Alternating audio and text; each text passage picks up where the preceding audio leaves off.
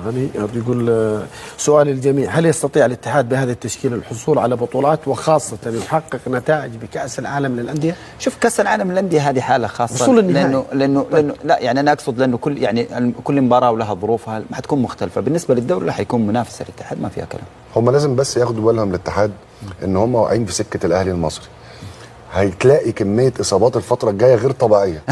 والله العظيم أي حد بيلاعب الأهلي تلاقي بص صليبي مش عارف مين اتوقف، المدرب مش عارف حصل إيه. والله أنا بقول لك عن خبرة.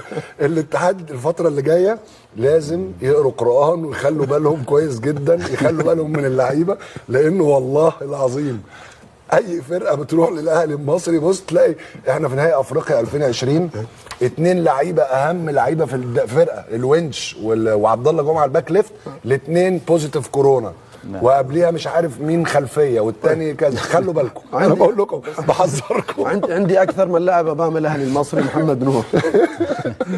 خلوا بالكم والله. لعبت امام الاهلي المصري انت في كاس العالم. ايوه تصير المشاكل نتكلم عنها. خلي بالك. شوف، يعني انت لو تتكلم على الفتره هذيك، يعني الاهلي المصري اللي لعبنا كذا مباراه لعبنا ضد الاهلي المصري والحمد لله كلها كسبناها.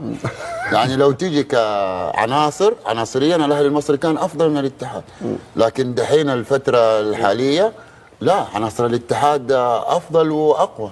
لا بس الاهلي فريق ما تأمنلوش. انا بقول لك لان الاهلي بيعرفوا يكسبوا.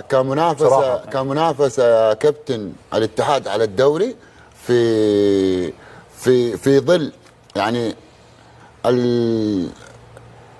في ظل يعني تحفز مدرب الاتحاد ومحافظته على المجموعه اللي قاعده تلعب. ترى صدقني الاتحاد منافس في الدوري ومنافس قوي. صحيح. يعني خاصه هذه المباريات، هذه المباريات الاتحاد قاعد يكسبها، ترى مباريات هذه نقاط مهمه جدا، هذه هي اللي تخليك تنافس على الدوري. صحيح.